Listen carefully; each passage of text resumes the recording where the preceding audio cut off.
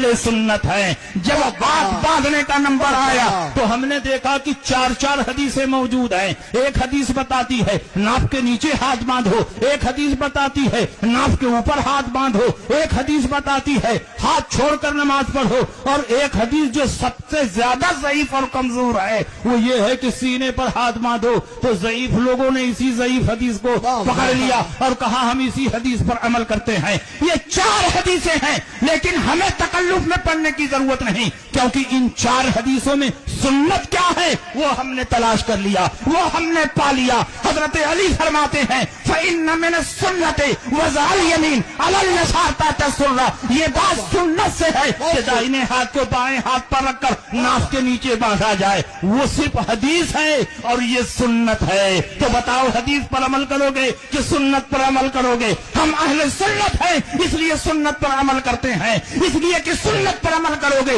تو حدیث پر عمل ہو جائے گا, اور حدیث پر عمل کرو گے تو ضروری نہیں کہ رسول اللہ کی سنت پر عمل ہو, اس لیے کہ ہر سنت حدیث ہے لیکن ہر حدیث رسول اللہ کی سنت نہیں.